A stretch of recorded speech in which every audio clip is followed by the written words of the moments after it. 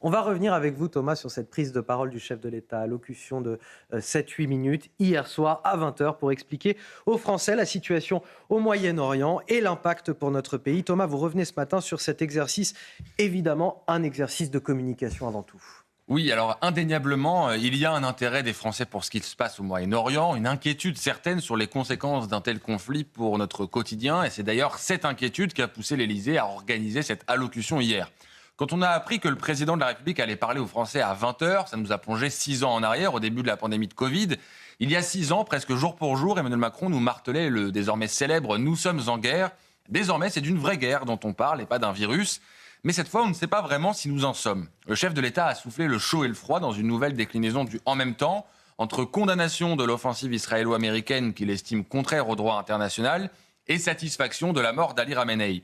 Quant à l'implication de la France, elle reste assez vague. Nos forces armées sont mobilisées pour protéger nos intérêts dans la région, ainsi que nos partenaires. À cet égard, le porte-avions Charles de Gaulle fait route vers la Méditerranée, où, disons-le, il sera bien plus utile qu'en mer Baltique. Pas de grande annonce donc, ce qui veut dire que vous avez davantage retenu la forme de cette prise de parole. Oui, à mesure que l'allocution avançait, son intérêt se réduisait, puisqu'on a vite compris qu'il n'y aurait pas de déclaration fracassante. Dès lors, mes yeux se sont baladés sur la mise en scène offerte par l'Élysée. C'est donc assis à son bureau qu'Emmanuel Macron a décidé de parler aux Français, comme pour donner l'image que l'allocution avait été enregistrée au débeauté entre deux coups de fil et qu'il nous accordait l'honneur d'une courte pause dans une journée bien remplie. Ensuite, le décor était assez chargé et soigneusement mis en scène. Au premier plan, vous le voyez, un soldat de plomb de l'armée napoléonienne trône fièrement en position de tir. Le message est clair, même s'il interroge. Les mauvais esprits diront que ça donne un côté enfantin qui joue à la guerre. D'autres pointeront les contradictions autour de la célébration de Napoléon, personnage oublié dans certains grands événements, comme par exemple la cérémonie d'ouverture des JO.